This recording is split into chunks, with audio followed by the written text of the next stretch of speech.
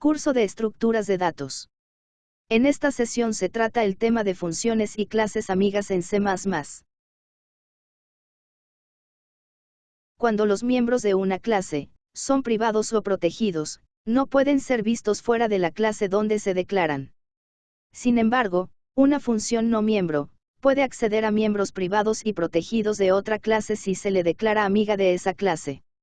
Las amigas son funciones o clases que se declaran con la palabra friend, como se aprecia en el siguiente ejemplo. Observe en este ejemplo la forma como se declara una función amiga.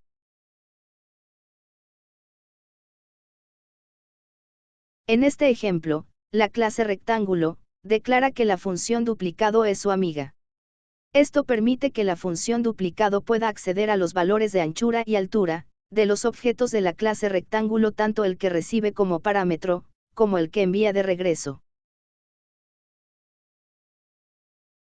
Similarmente a las funciones amigas, una clase amiga es una clase cuyos miembros tienen acceso a los miembros privados o protegidos de otra clase.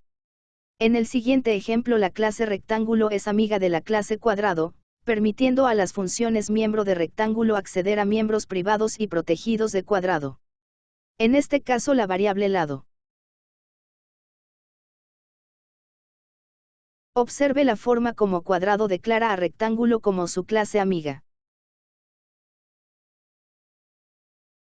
Fue necesario hacer una declaración vacía de la clase cuadrado al inicio, para que la clase rectángulo pudiera usar a cuadrado como un parámetro del miembro convierte. No es posible definir cuadrado primero, porque requiere que se defina o se declare rectángulo antes, para poder declararla como clase amiga. La amistad nunca es correspondida a menos que sea especificado.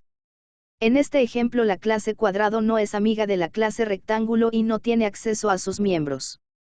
Además, la amistad tampoco es transitiva. Una clase amiga de otra no se considera amiga a menos de que se especifique explícitamente.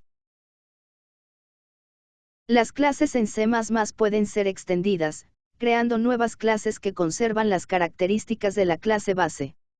Este proceso se conoce como herencia, e involucra a la clase base y la clase derivada. La clase derivada hereda los miembros de la clase base y sobre ellos puede añadir a sus propios miembros. La relación de herencia entre dos clases se declara en la clase derivada, usando la sintaxis mostrada. Por ejemplo, suponga que hay dos clases, que describen a dos tipos de polígonos, triángulos y rectángulos. Estos dos polígonos tienen propiedades en común. Estas propiedades se pueden describir en una clase padre, llamada polígono, que puede contener a todos los miembros que sean comunes a ambos tipos de polígono, en este caso, base y altura. De la clase polígono, se derivan las otras dos clases, rectángulo y triángulo, las cuales tendrían las características propias que las diferencian. Observe en este ejemplo la forma de declarar la herencia. En este ejemplo, se observa que se usa el especificador de acceso, protected, para permitir que las clases rectángulo y triángulo accedan a los miembros, anchura y altura. Además del acceso público a la función valores. El nivel private será el nivel por omisión si no se especifica ninguno. Mientras que public es el nivel por omisión para la herencia cuando las clases se declaran como struct. ¿Qué se hereda de la clase base? En principio, una clase derivada, de nivel público, hereda el acceso a todo miembro de la clase base, con excepción de lo siguiente: sus constructores y su destructor. Sus amigos. Sus miembros privados. Los constructores de una clase derivada llaman automáticamente al constructor de su clase base sin argumentos, a menos que se especifique otra cosa. Una clase puede heredar de varias clases, simplemente especificando las clases bases separadas por coma, como se muestra en estos dos ejemplos.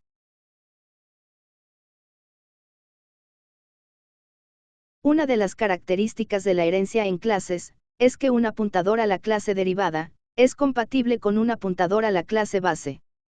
El polimorfismo es el arte de sacar ventaja de esta característica. El siguiente ejemplo es la modificación del anterior, usando apuntadores en el programa main. Estudie el empleo de los apuntadores en este ejemplo. En la función principal, se definen dos apuntadores hacia la clase polígono. A estos apuntadores, se les asignan direcciones hacia los objetos rectángulo y triángulo, respectivamente, los cuales son objetos de las clases derivadas. Por lo tanto, las siguientes instrucciones son equivalentes. Sin embargo, como ambos apuntadores van hacia la clase polígono, solamente pueden acceder a miembros heredados de esta clase. Por esta razón, se tuvo que acceder al método área directamente, y no es posible mediante los apuntadores. Para conseguir esto, se debe implementar a la función área, como miembro de la clase base. Un miembro virtual es una función miembro, que puede ser redefinida en la clase derivada, preservando sus propiedades mediante referencias. Una función se declara como virtual mediante la palabra virtual. En el siguiente ejemplo, se declara la función miembro área como virtual en la clase base y posteriormente es redefinida en las clases derivadas.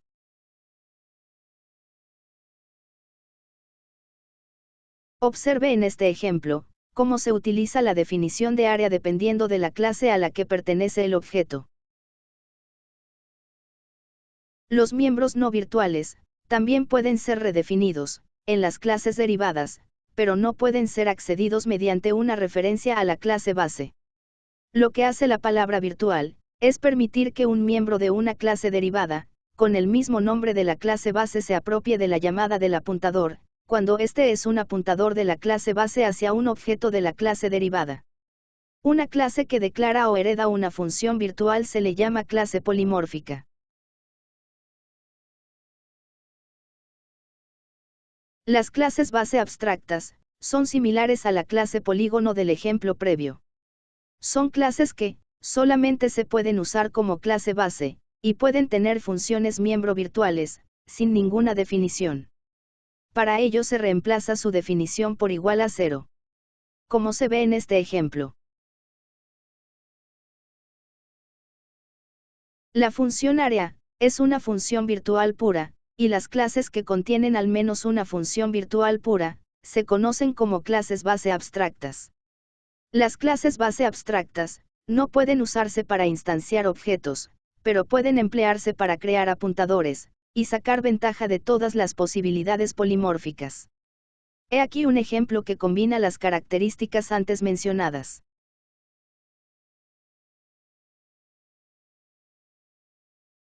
Aquí finaliza la sexta sesión del tema lenguaje C++. Gracias por su atención.